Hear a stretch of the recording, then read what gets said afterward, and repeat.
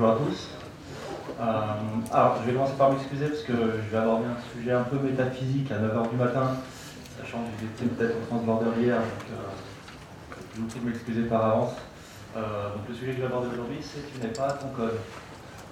Donc pour me présenter rapidement, je m'appelle Cédric Calvieri, je suis responsable de l'équipe technique chez NovaWeb, et donc vous pouvez me trouver sur Twitter sous le pseudonyme de Squee, et j'ai également un blog où je parle de développement, mais pas de code, vous allez comprendre.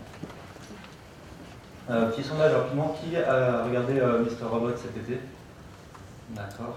Donc pour situer un peu pour ceux qui ne connaissent pas et pour situer pour ceux qui connaissent, c'est une série qui a cartonné cet été, c'est classé dans le top 25 d'IMDb directement dès la première saison. Et en fait, c'est l'histoire d'un hacker, et l'un des points qui a beaucoup marqué les développeurs dans cette série, c'est que l'aspect technique du hacking qui est abordé est assez pointu, assez réaliste. Ça change un peu des grosses productions hollywoodiennes où on a l'habitude de voir des gens qui tapent sur des claviers holographiques, qui font des combinaisons de touches et qui hackent le Pentagone. Là, on a vraiment quelque chose de réaliste en fait. Et c'est tellement réaliste qu'en fait, l'aspect technique du hacking dans Mr. Robot est un peu mis au second plan. Et on a plus du hacking par social engineering. Le social engineering, donc pour ceux qui ne connaissent pas vraiment le concept, c'est en gros essayer de récupérer le nom de jeune fille de votre mère pour pouvoir hacker votre compte mail. Donc c'est voilà, la base du social engineering. Et en fait, du coup, avec un peu de recul, on se rend compte que le hacking, c'est beaucoup de psychologie. Donc on peut se demander, nous en tant que développeurs et tous les métiers du web en général, est-ce qu'il y a de la psychologie dans tous ces métiers? Si je prends par exemple le marketing, c'est beaucoup de psychologie. Il faut essayer de comprendre son consommateur pour l'attirer, pour le fidéliser. C'est vraiment un axe principal du marketing. L'UX design, je pense que tout le monde est au courant que si on fait de l'UX design sans étudier la psychologie de ses utilisateurs, c'est un peu comme si on passait des boutons un peu n'importe où sur un écran. Et du coup, on a une question légitime, est-ce qu'il y a de la psychologie dans le développement? Alors si je suis là, c'est que la réponse c'est oui, évidemment. En fait, l'étude de la psychologie dans le développement, elle n'est pas nouvelle. Le premier à avoir écrit un ouvrage dessus, c'est le monsieur avec les lunettes à gauche, qui vient de fêter ses 82 ans il y a 2 jours. En fait, il a écrit un bouquin en 1971 qui s'appelait The Psychology of Computer Programming. Donc on est bien dans le sujet, la psychologie du développement informatique. Et donc là c'est une petite citation qui me fait assez rire de ce monsieur, en gros qui dit que si on construisait des maisons et des bâtiments comme les programmeurs construisent des programmes, le moindre petit pivert viendrait effacer une civilisation. Ça en dit long sur l'image de la qualité dans le développement. Et donc dans le bouquin qu'il a écrit en 1971 de Psychology of Computer Programming, il reprend en fait tous les standards de la psychologie classique, entre guillemets, et il regarde comment ces standards de la psychologie s'appliquent au développement informatique et aux développeurs.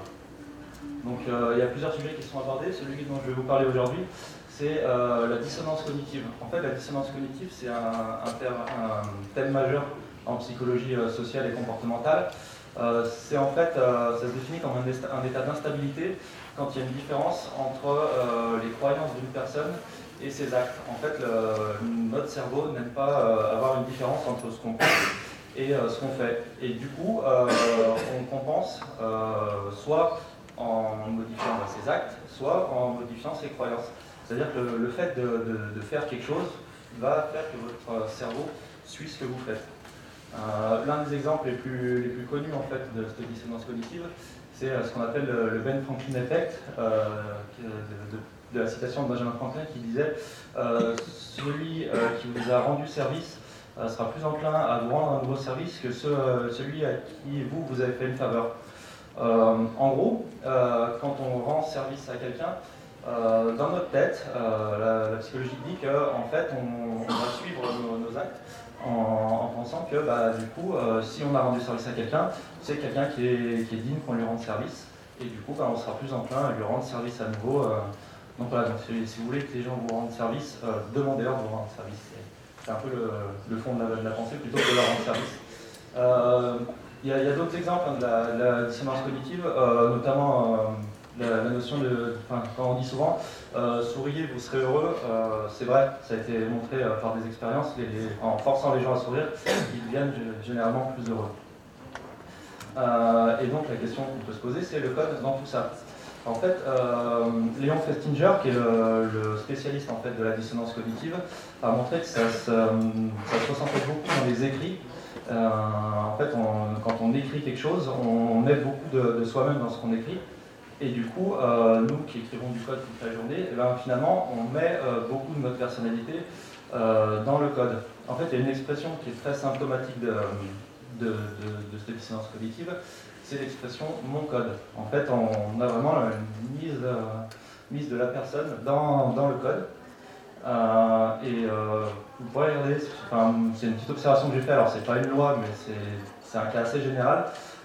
Les gens qui ont tendance à dire mon code, son code, ton code, c'est des gens qui ont beaucoup de mal aussi à montrer leur code et à accepter les critiques sur ce code. Et en fait, c'est parce qu'on a vraiment cette notion de une erreur dans mon code, c'est une erreur personnelle, c'est une erreur de moi-même. Et du coup, ça fait baisser la qualité parce que du coup, quand le développeur va prendre des erreurs sur lui-même, en fait, il va perdre la confiance en soi et du coup, ça fait un cercle vicieux qui va beaucoup moins bien coder, qui va faire moins de qualité parce qu'il aura moins confiance dans ce qu'il écrira. Donc pour éviter cette dissonance cognitive, elle est limitée au maximum dans le développement. Donc Jerry Weinberg, qui a écrit le bouquin, propose une façon de travailler qui s'appelle Legolas Programming. Alors je fais la vanne tout de suite, ça n'a rien à voir avec l'elfe dans le Seigneur des Anneaux, c'est bon, c'est fait. En fait, Legolas Programming, c'est vraiment une méthodologie, une façon de travailler qui va demander à mettre moins de soi dans son code. Donc pour travailler en mode Legolas, Jerry Weinberg propose 10 commandements que je vais énumérer avec vous. Donc le premier commandement, c'est presque un prérequis, comprends et accepte que tu feras des erreurs. Des erreurs, on en fait tous, même les meilleurs font des erreurs. Et souvent, quand on code, on a du mal à l'accepter. Des fois, on code et on est persuadé que ça va marcher. Non, ça ne marchera pas, il y aura des erreurs. On a un métier quand même qui a tendance à dire, notre métier, c'est 10% d'écriture de code et 90% de debugging. En fait, on fait des erreurs en permanence. Et du coup, il faut prendre beaucoup de recul dessus et se dire c'est normal de faire des erreurs quand on développe. Donc, il faut cultiver votre petit réflexion interne qui va venir vous dire regarde, tu as fait une erreur et avance. Le deuxième commandement, tu n'es pas ton code. Concrètement, voilà, c'est des erreurs, on en fait. C'est pas parce qu'il y a des erreurs dans le code que c'est vous qui avez fait une erreur. Tout le monde fait des erreurs, c'est normal, ça fait partie du process. Le prenez pas pour vous. Quand on trouve des erreurs dans votre code, on va même les chercher en fait les erreurs. C'est pour ça qu'on fait des revues de code, c'est pour ça qu'on fait des tests, c'est pour ça qu'on fait des recettes. On cherche les erreurs parce qu'on sait qu'il y en aura. Le troisième commandement, c'est peu importe tout le karaté que tu connaisses, il y aura forcément quelqu'un qui en connaît plus. C'était vrai en 71, c'est encore plus vrai maintenant parce qu'il y a une variété de technologies qui est une grande palette de technologies qu'on a sous la main. Du coup, quand on veut s'améliorer en développement, il faut aller chercher ces gens-là, ces gens qui en savent plus. Il ne faut jamais penser qu'on est expert, qu'on est pointu sur une technologie.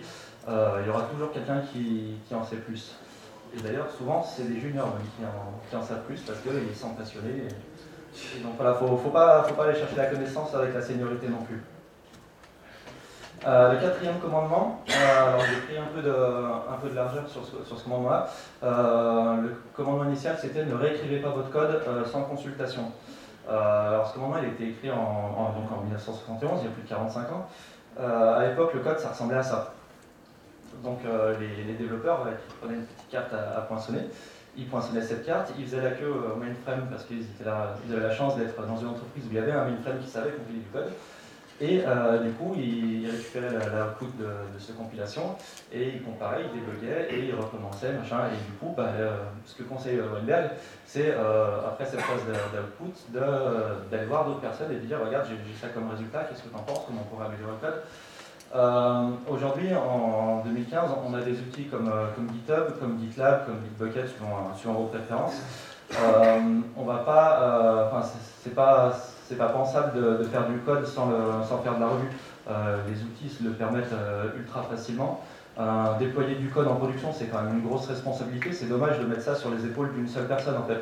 Donc faites revoir le code, faites-le relire par d'autres développeurs. C'est important, ça aide à améliorer la qualité, ça aide à se sentir soulagé quand on déploie du code. Le cinquième commandement, traiter les personnes qui en connaissent moins que vous avec respect et patience. Ça, c'est le commandement que j'appelle le commandement les joies du code. Si vous tapez dans la recherche des joies du code, par exemple commercial ou chef de projet, vous allez voir que nous, en tant que développeurs, on a tendance à considérer ces gens-là un peu comme des noobs. Alors forcément, les joies du code, c'est parodique, mais dans toute parodie, il y a quand même une part de vérité. Et voilà, donc c'est important de considérer ces gens-là avec respect et patience plutôt que de les considérer comme des noobs. Faut se dire que si tout le monde était aussi bon que nous en informatique, on n'aurait pas de métier. Sixième commandement, donc la seule constante dans ce monde, c'est le changement. Le changement, maintenant, on le sait tous qu'il y en a dans tous les projets, les spécifications changent en permanence, donc c'est pour ça qu'on fait des architectures modulables, qu'on fait des méthodologies agiles. Il y a un changement qu'on a moins l'habitude de parler, c'est le changement dans les équipes. Souvent, soit on est dans une société de services, de prestations, où là, les développeurs ont changé de projet assez régulièrement. Soit on est dans une start-up et du coup, on n'a pas forcément ce changement de projet, ce changement de développeur dans les équipes, mais on peut avoir des accidents. Moi, je connais quelqu'un qui a eu un accident, il a eu 6 mois d'arrêt. Heureusement qu'il n'était pas lead dev sur son projet, qu'il n'était pas seul à connaître la totalité de son projet, parce que sinon, ils auraient été un peu dans la merde. Donc voilà, faut penser aussi à ce changement dans les équipes, et du coup pour prendre ça en compte au maximum, faut vraiment enlever tous les freins à ce roulement dans les équipes, faciliter l'onboarding. Faciliter l'onboarding, ça passe par la documentation, ça passe par l'écriture de tests. C'est vraiment faire en sorte qu'un développeur qui débarque sur un projet, il mette le moins de temps possible à rentrer dans ce projet-là. Il n'y a rien de moins productif sur un projet qu'un développeur qui arrive et qui n'ose pas modifier une méthode parce qu'il ne sait pas les impacts qu'il va y avoir derrière. Donc voilà, il faut mettre tout cet environnement en place pour faciliter l'onboarding au maximum. Dans le bouquin, Weinberg a une solution assez radicale et il dit quand quelqu'un devient indispensable à un projet, débarrassez-vous-en le plus vite possible. Donc, un peu comme fait Schwarzenegger dans Place. Mais alors, vous n'êtes pas obligé de le virer, mais faites bouger les gens au maximum, faites-les bouger régulièrement. C'est ce qui rend la qualité des projets meilleure. Septième commandement, il coule un peu de soi. La seule autorité vient de la connaissance, pas de la position. C'est vrai, en particulier chez les développeurs, on a quand même cette culture de respecter en fait plus la connaissance que le poste d'une personne. Donc voilà, je ne vais pas m'attarder sur ce commandement-là, mais voilà, si vous voulez vous faire respecter dans le métier des développeurs, cultivez vos connaissances et c'est comme ça que vous avancerez. Comme disait Littlefinger, la connaissance, c'est le pouvoir. Huitième commandement, battez-vous pour ce en quoi vous croyez, mais acceptez la défaite avec grâce. Donc voilà, les développeurs ont de la connaissance, les développeurs ont des expériences. Toutes ces connaissances, ces expériences, ça crée chez les développeurs des convictions. C'est super important pour un développeur d'avoir des convictions, ça permet de les défendre après quand on doit faire des choix architecturaux ou autres. Et donc il faut se battre pour défendre ses convictions. Alors quand je dis se battre, c'est pas celui qui parle le plus fort, c'est celui qui a les meilleurs arguments. Et pour autant, quand on est dans une démarche égolesse, on accepte que ce ne soit pas forcément nos connaissances, nos convictions qui soient privilégiées.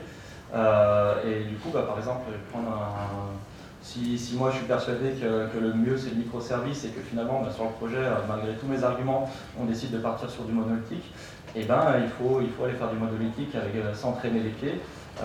Même essayer d'en tirer justement, parce que quand on a tendance à bien aimer un truc, les autres on les connaît moins bien, donc en profiter pour apprendre un peu par exemple sur le monolithique dans ce cas-là. Et puis si dans 2 mois on se rend compte que que finalement, il fallait passer sur des microservices plutôt que du monolithique. Au lieu de dire, je vous l'avais dit, essayer de faire un retour d'expérience, de comparer un peu justement les deux méthodes. C'est comme ça qu'on avancera sur les différents projets.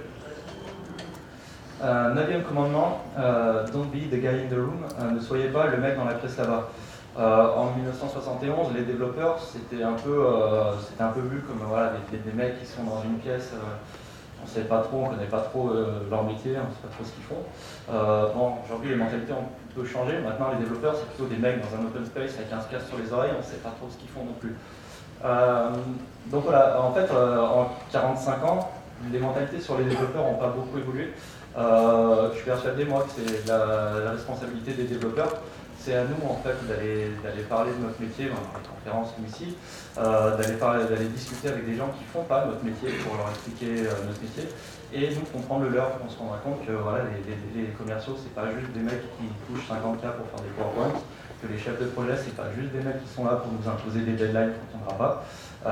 On a chacun notre métier, chacun c'est la responsabilité un peu de nous et puis les autres, d'aller voir ce que font les autres et d'aller montrer ce qu'on fait nous, pour plus être les mecs dans l'open space qui écrivent sur un fond noir avec un casque sur les oreilles.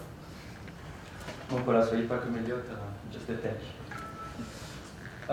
Dernier commandement, 10e dernier, soyez sympa avec le codeur, jamais avec le code. En fait, si on fait un peu le récapitulatif de la méthode Egoless Programming, on se rend compte que voilà, le but c'est quand même de ne pas brusquer les développeurs, de ne pas atteindre leur ego, parce que même si le développeur va faire l'effort de se détacher un peu de son code, c'est super difficile. C'est quand même, c'est de la psychologie, c'est des années d'évolution qui nous ont amené à nous comporter comme ça. Donc du coup, il faut quand même être sympa avec le codeur et pas l'attaquer en permanence. Pour autant, le code, ça reste notre responsabilité à tous en tant qu'équipe. Donc il ne faut pas être sympa avec le code, il ne faut pas dire là le développeur sur sa pull request, je lui ai fait 50 retours, ça va lui prendre une blinde. Là il y a un petit truc qui est un peu gênant mais qui n'est pas très très grave en soi, donc je vais le laisser passer, comme ça il pourra faire ses retours importants dans de meilleures conditions. Non, parce qu'un petit truc qui s'installe dans la code base avec un autre petit truc qui s'installe dans la code base, à la fin ça pourrit complètement. Le code c'est notre responsabilité, on l'améliore même si on n'est pas... Si on ne brusque pas les développeurs, on a la responsabilité quand même d'améliorer le code en maximum et donc de jamais être sympa avec le code en fait. Donc voilà, ça va être à vous de jouer maintenant. Donc n'oubliez pas que si vous voulez faire un peu d'Egoless maintenant dans votre entreprise, que l'Egoless c'est avant tout un esprit d'équipe. C'est une culture, c'est pas quelque chose qui se fait tout seul dans son coin. Donc si moi j'ai réussi à vous convaincre, allez convaincre d'autres personnes de travailler un peu comme ça, faites de l'évangélisation, parce que c'est vraiment une notion de culture, presque une culture d'entreprise en fait, Egoless Programming. C'est pas juste un truc qu'on peut faire soi-même tout seul. Donc voilà, si vous avez des questions.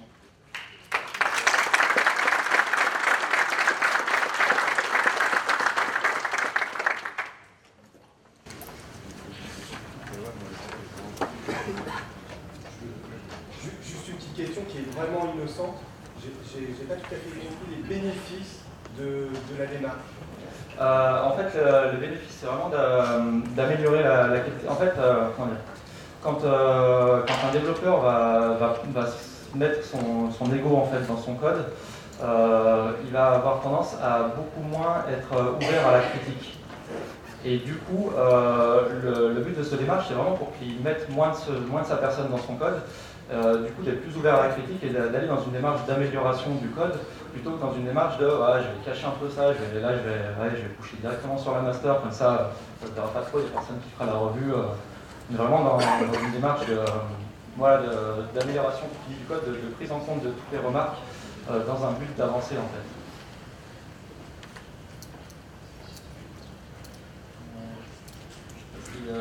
C'est un micro. Moi, je vais parler fort. D'abord, je suis vraiment convaincu, c'était vraiment important à dire, c'est un sujet qui me paraît très très important. Moi, je suis manager, je gère une douzaine de développeurs à peu près, on a de gros problèmes avec le côté passionnel du développeur. Donc le fait de dépassionner le développement, c'est quelque chose qui est vraiment pas simple pour arriver à de la qualité, pour arriver à mettre en place de la discussion. Quels axes je pourrais avoir, moi, pour travailler avec une équipe et la faire évoluer là-dessus? Parce que ça peut être individuel, mais je pense qu'on peut faire quelque chose aussi en termes de management. Mais c'est très difficile vraiment d'avancer sur le sujet. Ouais, complètement. C'est vrai que c'est bien justement qu'il y ait du management un peu ici, parce que c'est pas un truc, comme je disais, c'est pas un truc qu'on fait tout seul dans son coin, c'est vraiment un truc qu'on fait en équipe, et du coup les managers ont un peu une part de responsabilité aussi quand on met ces choses-là en place. Je pense que la première étape, c'est déjà d'en parler. C'est vrai qu'il y a beaucoup de développeurs qui ne se rendent pas forcément compte qu'ils ont leur ego impliqué dans le code. Et le fait vraiment d'en parler, je sais que justement, pour revenir encore à la dissonance cognitive, le fait d'en parler, d'en discuter, fait qu'on se rend un peu plus compte des situations après dans lesquelles on s'implique un peu trop. Moi, depuis que je suis à ce concept, c'est vrai que des fois, je commence à m'entrer un peu passionnellement, parce que développer, c'est une passion. Et puis à un moment, prends le pas trop sur toi. Voilà. Donc je pense que la première étape, c'est déjà d'en parler, et puis après de voir avec l'équipe comment mettre un plan d'action ensemble. Les revues de code, pour moi, c'est une des façons les plus importantes de faire cette démarche, parce que ça permet déjà de montrer son code. Faut essayer de ne pas les forcer trop, parce que les revues de code, si on est trop passionnel et qu'on force la revue de code sans expliquer dans quelle démarche on le fait, là par contre on va avoir beaucoup de résistance de gens qui vont dire non, moi j'aime pas montrer mon code, c'est mon code, voilà, je l'ai fait, j'ai confiance en mon code, je le push. Non, il faut vraiment en discuter, je pense que c'est la première étape, c'est vraiment beaucoup parler.